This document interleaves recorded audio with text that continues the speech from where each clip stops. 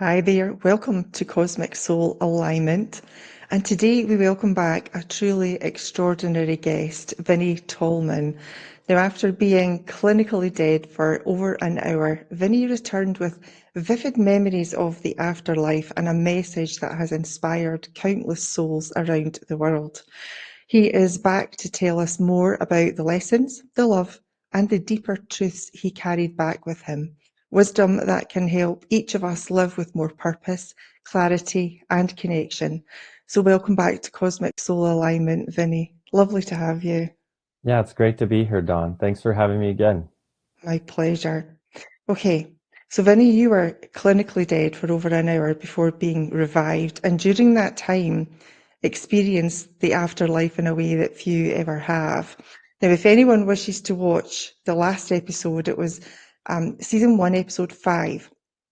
Now, you returned with vivid memories of what you saw, what you felt, and we had a great conversation about that, but I wanted to ask you back for more questions. So, since your NDE, was there a belief or a habit that you found hard to change, but ultimately had to because it conflicted with what you learned on the other side? Yes, there's quite a few beliefs, habits, almost paradigms Mm, that I had to shift after the experience. One of which was I realized that my purpose in life was not to be here to judge others. And growing up in a very strict Christian household, I thought judgment was just an everyday part of, existence. mhm, It's almost as if growing up in my household, we would have this little mental label maker in our head, and we would meet someone, and within minutes we would quickly put a label on them in our own mind. And I didn't realize that's what I was doing, but it was, and that was one of the first things that I realized my label maker was broken. Like I couldn't do that anymore. mhm. I would go to put a label on someone as, shallow or sinner or um, follower, and realize I can't do that because I love the soul that's inside them, no matter what they're doing. And that form of love I had not experienced before my experience. Now, since I've had children, and so I know that love so much better now. It's very much the love of a parent, but it goes even deeper. I had to reprogram myself to not judge others, no matter what they're doing, Mhm. and that was a big after effect, very big. I think we don't even realize we do it. It's very commonplace. I think everybody labels somebody else and puts them in a box for something. Um, I I do it occasionally now and catch myself.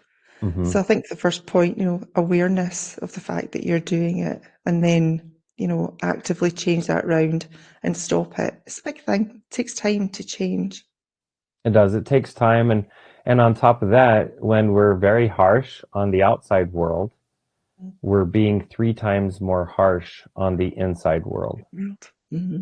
And that was in my experience, I was taught the principle of the pointed finger, that when we point our finger outward towards someone else, we're also putting equal blame to God or to heaven, but we're putting three times the blame pointed back at ourselves. Cells. And Mm-hmm. so it's one of those principles that I've tried to embody to the greatest, deepest part of my being. And it does help me. It helps me tremendously, especially in the with the work that I do of being I call myself a spirit coach.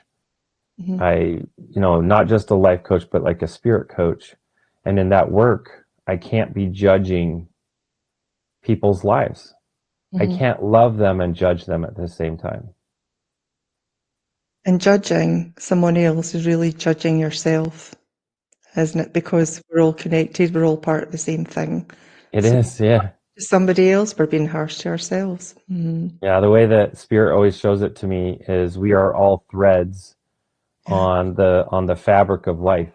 Mhm. And as we judge others, we judge self. Yeah. Okay. In your life review, I know you said you went through one of those. Were you shown the unintended ripple effects of your choices? And if so, what was the one that mattered far more than you expected? Well, it really amazed me at what they showed me in my life review, because I did have the life review. I got to see all the bad that I ever did, but I also got to see it from the perspective of those who received my bad actions or my bad behaviors. The hard part is for our consciousness to understand how that's possible.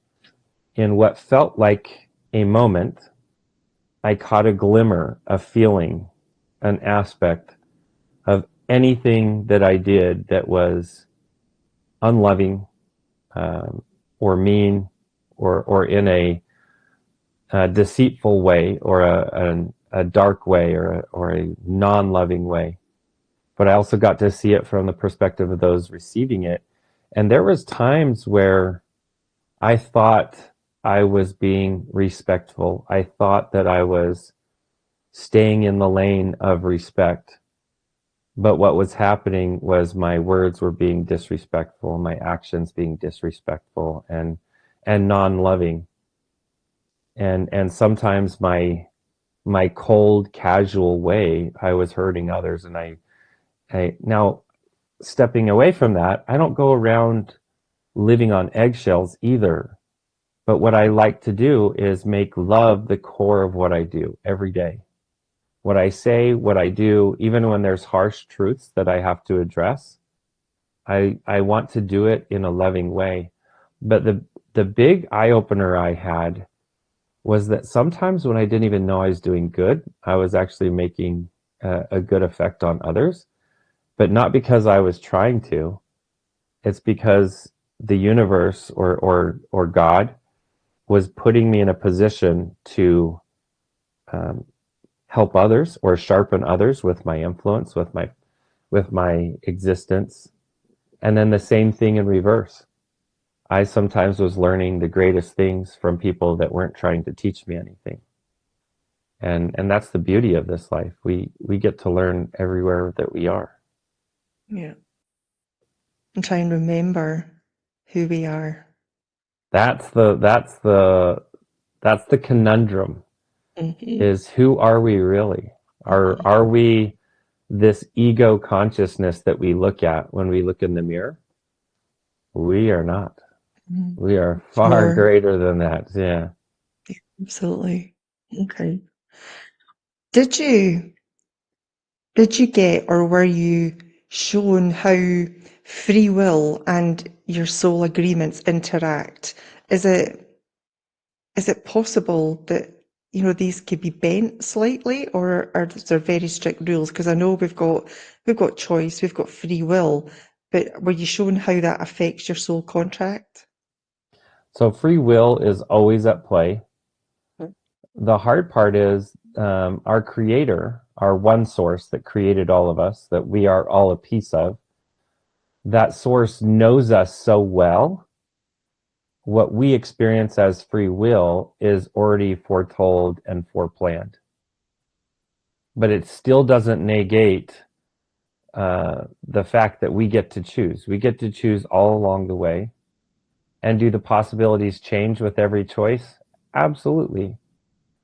But Source knows us. Source knows us so well that every choice we're going to make, it's forecast. And it's not forecast in a way where we're not players in a play doing exactly what was planned to play. We're doing it through choice, through action, through agency. And agency is what runs this whole system. So do you mean then that our soul agreement reflects the fact that the Creator knows we're going to bend some rules? Giant Absolutely. Benson. Okay, Absolutely. Yeah. that makes sense. There you Our are. creator sometimes looks at our life contract and gives us a smirk because um, our source, our creator, already knows the outcome before we begin. That's how well our source knows us. But what I love about that is where we need sharpening, we find grinding. Where we need fabrication, we find pounding and heating. And like a fine blade, through all of the outside universal work on us, we become the great tool in Source's hands, in God's hands. Were you aware of what was in your soul contract at that time? No, not at all. No. I would have been so angry because I did, they were showing me the greatest part of existence, which is our home. And if I had known my full contract, I would have seen that I was on a tourist visa. I wasn't there for long. I was only there for the 3 days that I was in a coma. And if I'd known that, I probably would have been a little upset. No, I'd be a lot upset because it was such an amazing place. It is such an amazing place. Yeah. But to tell you the truth, even if I'd known I was going to be forced to come back here, I still would have loved every second of it. I may have loved it even more. I don't know if that's possible because I loved it to the highest level of every part of my being. But I sure loved our home. I yearn for it sometimes, and I try to stop myself from yearning for it by saying, "Hey, make this place that place. Make the now like heaven there." Like heaven on And earth. yeah, Mhm. like heaven on earth. Yeah. Do it with my actions, with my beliefs, with my caring for those around me, for my environment. Yeah. That's the way we're meant to live, isn't it? It is. Hmm. Yeah, Yeah. absolutely. So was there anything then, were there any realities or beings or any kind of layers that you were told you couldn't talk about? Yeah. There, for the longest time, I wasn't allowed to talk about what I saw coming back into my body. And only in the last 2 years have I been able to actually start talking about it. And it wasn't that God said, "Hey, you can't talk about this."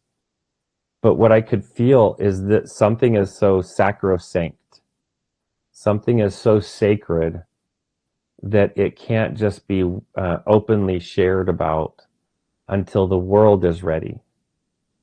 And um, there were certain signs and symbols that I was given as understandings that the world would be ready. And once I saw those signs and symbols, I could start talking about it.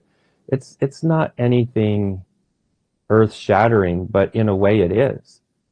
And it's a map, essentially a map of how we get from point A to point B. Point A is the now, our current time on Earth. Mhm. The point B is the future Earth. I'm going to call it New Earth because truly that's what it's like. It's a whole nother place.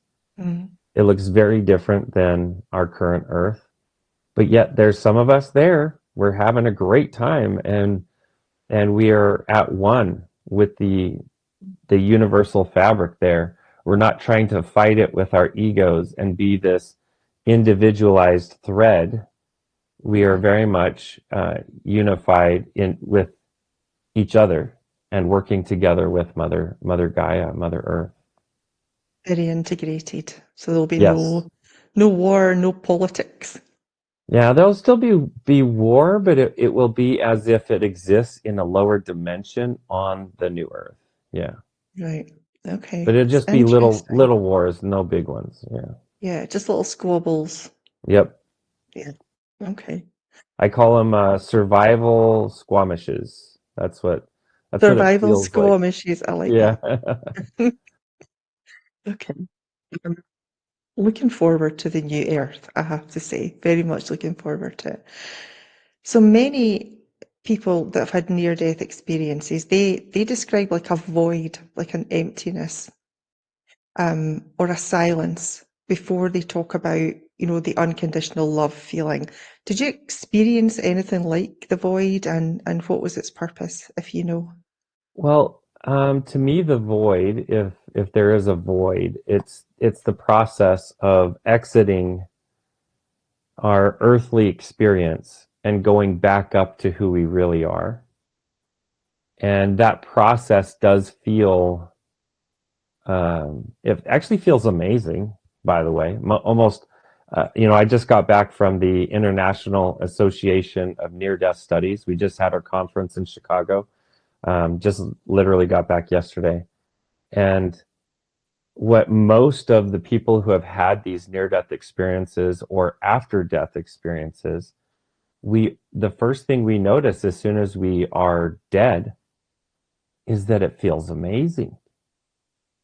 So in that process of leaving consciousness here and going to higher consciousness or to our home, we go through the void, and that void is just full of energy. And it's not necessarily an energy that is good or bad. It's just energy, but you Mhm. can feel it. You can feel it.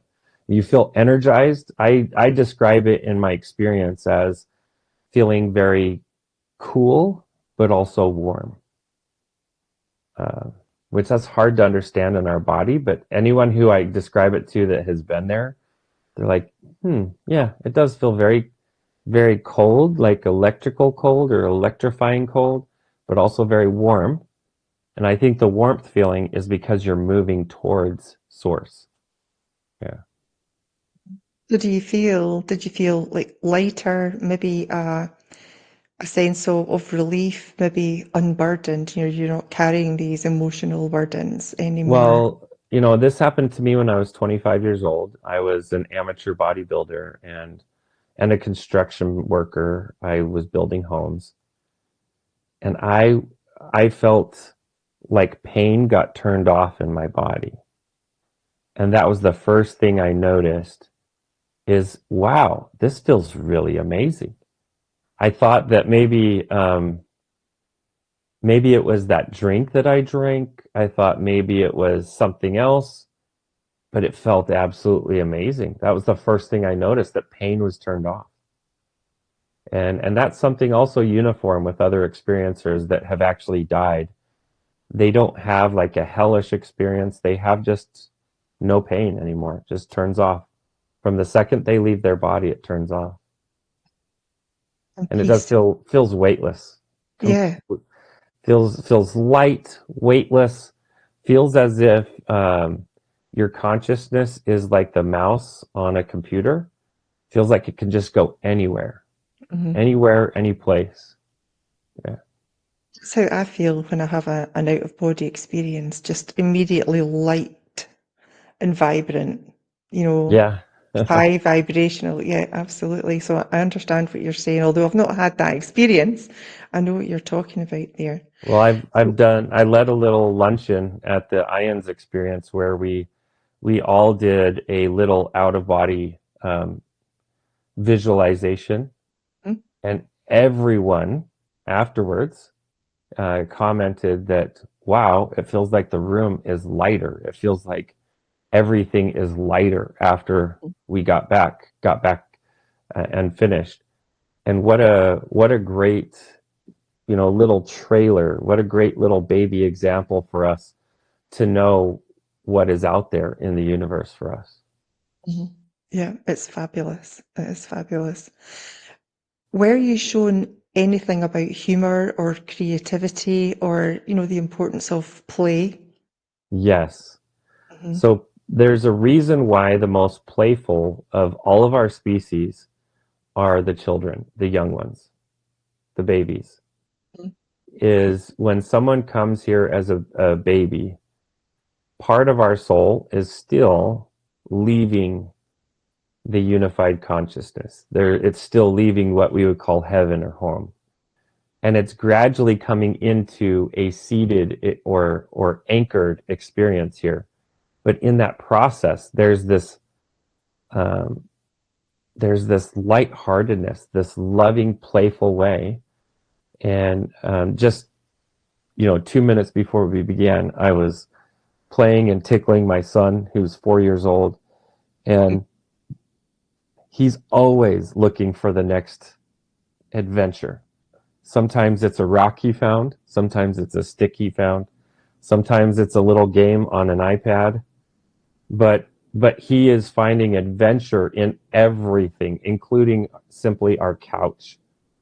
That's the playfulness of it, is when our children are still feeling that attachment to that higher place, they're very playful. And I learned from my experience that as we remember who we really are, it's easier to be playful. It's easier to allow our ego construct to allow us to play. And play is so important. Laughter is so important. I've had spirit come through sessions in what I do for a living, where the prescription for the person is you need 30 minutes of laughter every day. So you figure out where you laugh the most, and figure out 4 or 5 of those options, and choose one of those every single day for 20, 30 minutes.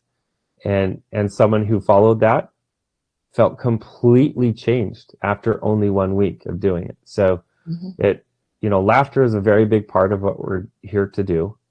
And it's also an instant way to raise our frequency, to raise our love energy. Yeah, it So does exactly that. play and laughter is where it's so important. Also, most of your artists, most of your songwriters, most of your creators, those who create things here, they typically have their highest performance of creation when they're in a sense of play. Yeah, Yeah. it's important. And I like oracle cards. So some mornings I'll have a shuffle and I'll pull some oracle cards. I would say 50% of the time the play cards come up. They do. So I need to start taking their advice and start doing a bit more play. Absolutely. Because you feel so much lighter once you've had a good belly laugh, even if it's a comedy on the TV, it can lift your spirits. Absolutely. And with me, I love angel cards. I love crystal cards. I love crystals. I love angels. So, anything that I can embrace and play with, I do. Yeah. Good. Okay. Did you witness how collective emotions like, fear, hope, or compassion shape Earth events? And if so, what moves the needle the most? The weird thing is, fear is one of the strongest movements on Earth, Mm. and it is paralyzing to us. Here's the weird thing that I've noticed over the years. I've noticed this since my experience, and I've also noticed it because of my experience, that when we are in a state of fear, we will choose the options that we're given and not come up with our own options. But when we're in a state of love, in a state of play, we come up with our own options, our own solutions. Mm-hmm. And so there is a stratified, a strategy in certain leaderships in the world to continually keep their populace in a state of fear, so that they only choose the options on the table and they cannot even perceive the better options that are sitting, behind them and not on the table. Yeah. Yeah, they can't think out the box for themselves. Mm-hmm. Mm-hmm. And how important it is that we do that. Okay. Were you given any guidance on how to handle that when the fear comes Yeah, up? they've told me, Spirit told me right off the bat, when I'm in a state of fear, I need to make sure that I remove myself from that state before I make important decisions. Mm-hmm. I jokingly get this example. The worst time to put on your seatbelt is right before the car accident, Yes. right? It's better to put it on long before, or embrace the choice of not putting it on. Mm. But frantically trying to grab it and put it on right as a car accident is happening, it's too late. So we've got to make the best decisions we can long before the fearful situation comes about. And that's where spirit can help us quite a bit. Mm-hmm. I've had I had a session once. This was about 5 years ago, where spirit came through very strong with a client and said, um, as me being an intuitive coach for them, spirit came through really strong and said, "Hey, it's time. You need to put away every penny you've got for just 6 months. At the end of 6 months, set that aside, but let that be just some type of safety mechanism for you." And as soon as they got to the end of 6 months, they had a hardship for the family, but spirit had warned them long before in a loving way. And so they were already prepared. It didn't hurt them. It didn't, and in fact, this particular client said it was harder to save the money than to live through the process of the hardship they were going through. Mm-hmm. So it made it so much easier. It allowed the family to stay bonded to each other even in the hardship period. And then they made it through the hardship period. The dad, he got a new job, and everything was great. But if they had kept going the way they were going, it would have definitely put a lot of strain on the family and possibly on their relationship with each other. So, when we can be in that sense of play, we're allowing ourselves a connection to spirit, which is very, very high frequency in the sense of play. And the higher the frequency, the better the guidance. Yeah. Yeah, absolutely. Yeah, I agree 100% with that. So what does healing look like from the soul's vantage point, especially for traumatic experience, that we can't fix in one lifetime? Well, the best way to describe it is a good paintbrush. It's always got some residue on the brush. Mm. And what that does is it does make the future work of that paintbrush imperfect, but it makes it perfectly imperfect. The way that the artist is lovingly using that brush, it really accentuates the craft of the painting, the artwork, because of that brush. I have a cousin who painted this picture and this picture, and uh, he's got some favorite brushes, and they're not the perfect brushes. They're not the brushes that are perfectly clean. Mm-hmm. They've got a lot of residue, a lot of wear on them, Yeah. but almost like a pen that writes an inspired work. That brush, with all of its wear, with all of its use, it's taken on its own energy. And that's like us. These bodies, they're not perfect. Mm-hmm. And especially how we treat them, they're not perfect. Yeah. And we tend to take on some trauma. Now Mm-hmm. the body itself is going to store that trauma until we're ready to release it. And Mm-hmm. some of us will live and then die and not release those traumas. Yeah. And what we do is we pass those traumas on to our children if we have children. And there's scientific evidence to prove that those traumas are inherited. Um, on top of the fact that I know that it happens every day, I help people remove trauma from themselves. Now, I don't do it for them. I show them how to do it. How to do it. And really what it's about is finding where the body is saying, help me, putting some attention and some energy there, and tracking down what trauma is being stored in that part of the body and releasing it, allowing the body a pathway or a pathology to let it go, to release it. And when we do it, I've done this with clients where we're releasing trauma from mom, and all of a sudden her adult children all start changing. All of them. Without her telling them, any of them, about the changes, the releases, and the healing that she's done.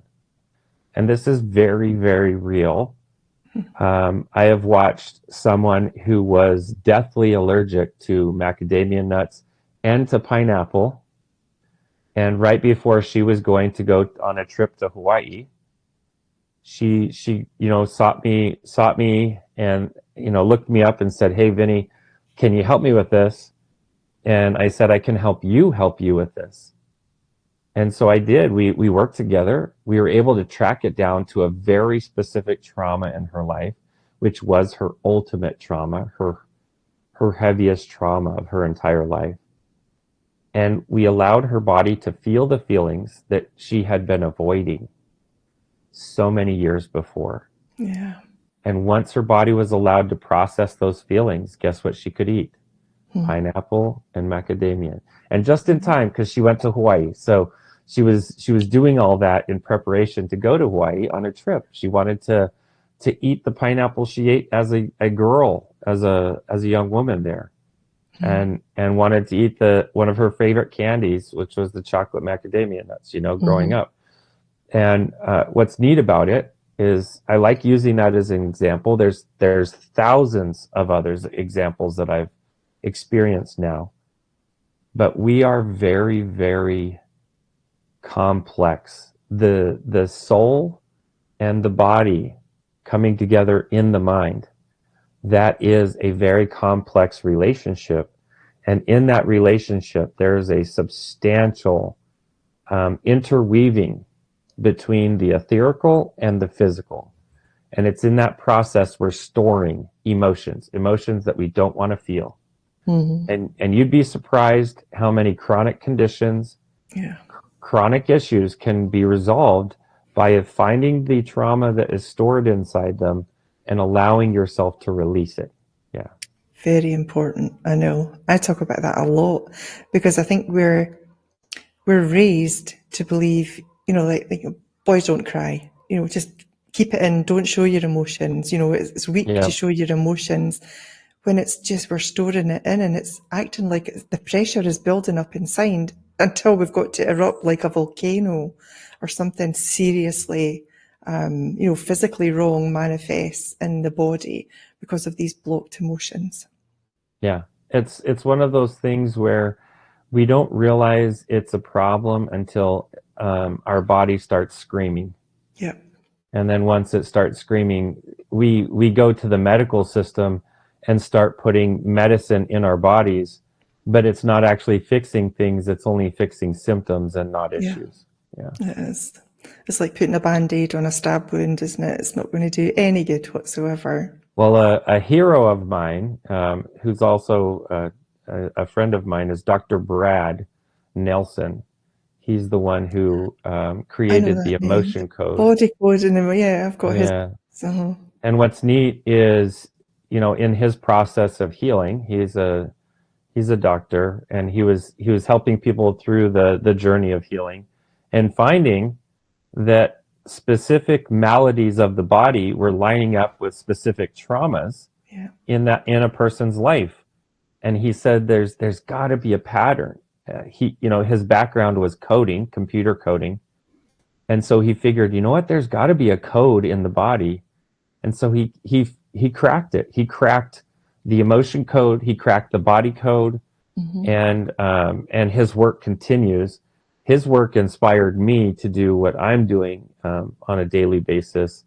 I'm so grateful to God for bringing that man into this world, and the mother that brought him in, because it took a really great mom, his mom, to make him the great man that he is. So I'm Yeah. very grateful for that whole process, and he has inspired all the work that I do every single day. He is his work inspired me to create my system of going and doing what's called master coding, Hmm. and releasing the master codes that are holding us into our issues, our symptoms, and our problems. Yeah. Yep. I like his works as well, I must admit. Yep. Yeah, So yeah, very inspiring. pay attention to the body, and we're supposed to feel emotions. We're human beings. We are emotional beings. We're supposed to experience them. What we're not supposed to do is hold on to them. We're supposed to sit with it, experience it, feel it, acknowledge it, let it go. Yeah, well, it's we don't realize that everything in our body is about flow and not about storage. Yeah. Everywhere in your body that you have storage, you have unhealthy behaviors. Everywhere that you have in your body that is flow is healthy behaviors and healthy actions. Yeah. Yeah. Very well said. Since returning, have you ever been corrected? Have you received like a course correction? A bit like a Yeah. sort of tap Every on the day. shoulder. You're Every going the day. wrong direction. Yeah, can you give us some examples? I have so many. Um, so right after I had my experience, I was living in Wyoming. I was still in construction. I was leaving my house at 3:45 a.m. every morning to drive for 2 hours. Well, to drive, long story, drive one direction for 30 minutes, the other direction for 30 minutes, and then drive 2 hours. And that whole process, it was tiring on the body. You just didn't want to be, getting up that early. Your body doesn't want to. Even long term, you just don't want to. So I was waking up very early. I was in this process of going to Jackson Hole, Wyoming from Afton, Wyoming. And in the middle of the winter, that is a 2 hour drive. And we're riding right along up the Snake River Canyon, and I get this very strong feeling. You need to slow down. Now, it was midwinter. The roads are very icy. We were actually driving on ice because, up there it gets so cold the Yeah, roads become ice for the yeah. whole season. And so I did. I slowed down from my normal about 50 miles an hour down to about 40 miles an hour. And then I heard it again, slow down. Down. And I went from 40 down to 30. And I heard it again, but this time I heard slow down now and stop. And so I did. I slowed, gradually, because with those icy roads, you can't just slam the brakes. Yeah. I slowed gradually down, and the whole canyon was full of fog. So even to drive through this canyon, you could only see about 5 feet, 10 feet in front of you. And right as I got to a complete stop, another car was coming the other direction, and their lights were shining through that fog, and it looked like a big pile of sticks in front of us. Right. Come to find out, that big pile of sticks was an entire herd of elk. Oh, goodness. And these elk, they had got stuck on the road. They couldn't go down because it was a straight drop off down to the river. And so they were actually walking on the road. And we would have been the first car to come up on them. And it would have I know for a fact that it Yeah. would have killed both me and my passenger, and probably quite a few elk in there too. But it was the first time that spirit course corrected me. And I've had countless other times exactly like this, where spirit comes in, speaks very strong, and they course correct me. Even one time I was about to get on a flight, and last minute I got the message, nope, change this flight. I didn't do any research on what happened to the original flight, but I know that I was on the right flight, when I went on my flight. And so Mm-hmm. it's one of those things where spirit does constantly course correct me, Mm-hmm. even to a point where I have my routine and they tell me it's time to leave your routine today. This is what you're going to do. Mm-hmm. And I do it. You're very And trusting. I have to be. I Yeah. I figure I'm here on extra credit. I'm here on extra time. And if I don't follow them, I'm wasting my time. Yeah. Yeah. Agreed. That's super. It's lovely that Even, you get the guidance and the message come through so strong. It really is. well, what's really neat is the more you listen to it, it starts really small, but the more you listen to it, the louder it gets. Mm-hmm. And the louder it gets, the more frequent you hear it. Yeah. So it's kind of like learning to listen to a radio song in a noisy room. If you can track your ear to hear for that song that's playing very quietly, it's almost as if your brain will turn up the volume, right? And Mm-hmm. that's what our soul does as we get used to listening to spirit. One of my favorite exercises is wake up in the morning and ask God, ask universe, ask source, whatever words you like to use. Ask the higher deity who needs me to reach out to them today. That's it. Super simple. Who needs me to make contact with them today? Mm-hmm. And be hyper aware of the first name, the first image, the first face that pops into your head as soon as you ask that. And do something to reach out to them that day. And you'll be surprised after 1 week of doing this, you'll realize that wow, I'm being a tool in God's hands. Mm-hmm. I am making contact with those who need me, and better yet, I am making contact with my other fellow beings, and together we're bridging that connection with our Creator. Yeah. And Strengthening the connection. Mm-hmm. it's a beautiful process. It's like the letter A, source is at the top, you're down here as one of the legs, and as you build that connection to the other leg gets closer to source as well. Hear you. Okay. How did your experience reframe the ethics of hard choices, like, telling difficult truths or setting boundaries or having to walk away? Well, spirit always laughs at me in a loving way, and I always hear this sentence: it's not that complicated. We complicate things so much. We think there's only one finite answer, only one correct answer for everything.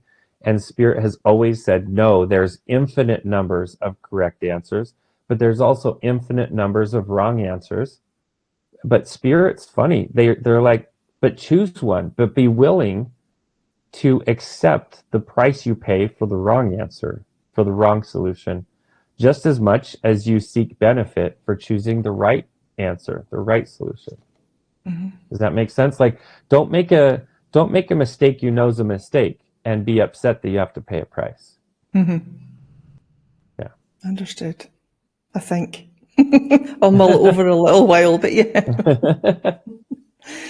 Okay, from what you experienced, what is the most common misconception that spiritual seekers have about purpose?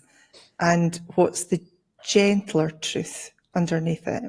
Well, people think they're here to navigate the exact right path for them. But really, what we're here to do is to be an expression of God's love. Mm-hmm. That's it. Come here, love what you're doing, and love what you're doing now. Like, don't fret about what you were doing yesterday. Until you can find a time machine, you need to leave the past in the past and focus on the greatest gift we have, and that's the present. That's why it's a Mm-hmm. gift. It's a Yeah. present. Is when we can focus on the present, we can really enjoy things. The other day, I had to wait for something for 2 hours, and I'm a pretty busy guy. I don't get to just sit there and do nothing for 2 hours. Mm-hmm. So I sat there and I thought, wow, I get to do a meditation for 2 hours. That's really neat. So I just sat there. I went, did my deep breathing. I went within. I went up into the etherical. I was, looking around the room. I was speaking to spirit, having a great time. And before I knew it, that 2 hours was over. And now I was thinking, man, I need to do more of these 2 hour breaks where I can't do anything, it's one of those things where if we enjoy the gift of the present, we're going to get more presence in Mm-hmm. our life. And the more presence that we get in our life, the more happiness we have. So invite heaven into your life by capitalizing on your present moments. Don't make a moment pass without depositing some of your love into that space, some of your love energy. Um, a little example was this morning, my son, my 4-year-old, he woke up grumpy. Sometimes 4-year-olds wake up grumpy. They They don't do. always, sometimes they wake up and it's all sunshine and lollipops, right? But other days they might be a little grumpy. He woke up grumpy. He didn't want to wake up and go to school. And so I went over and I said, let's be grumpy together. Let's be grumpy together. And we frowned our faces and we made growly noises. And then before you know it, we were tickling each other and wrestling. And now he was ready to go to school. Yeah. Um, but I saw that, in a busy morning where I already had lots to do, I was a little behind schedule. I could have missed my present. I could have missed my gift of the presence. And the same way that I would want my father to be present for me, I want to be present for my son, even if we just need to have some grumpy time together. He needs to know that he's a present to me, that he's a Mm-hmm. gift to me. Yeah. And so I told him, I said, I'm glad I get to be grumpy with you because it's not every day we get to be grumpy together. That's true. Well, And it was life's awesome. too short, right? Life's too It short. is. Yeah. Have fun and enjoy it. And just going back to something you said earlier, be yourself. Just Yes. be yourself. Be your authentic self. Do Be what makes you your, yeah, happy. Yeah. authentic, awkward, polished, whatever you are, you be you and be the Mm-hmm. best version of you. That's what matters. Yeah. That's what we're here to do. We're not here to be someone else. We're not here to be like some false version of ourselves. Just be you and be happy. Be Yeah. joyfully expressing your love for being you. Yeah. And you'll be surprised how happy you can be just being you. Absolutely. 100%. Well, just like that, again, we're out of time. Can you believe it? That has flown by like it did the Yeah. last time. Thank you for returning and sharing even deeper truths, from that extraordinary journey that you had. Your reminder that love and clarity and purpose are always within reach. It gives us hope to live more consciously each day. Hmm. So may we carry these insights into our own lives and make choices that ripple with the compassion and light that you talk about. So I want to say thank you so much to you. Yeah. And Thank hopefully you. at some point we'll have you back again. It was a wonderful conversation. That sounds amazing. Thanks so much, Don. Be, Thank you. be everyone listening, be the light that the world needs because we all need each other. Absolutely. Thank you, sweetheart. You take care. Thank you, Don. Bye now.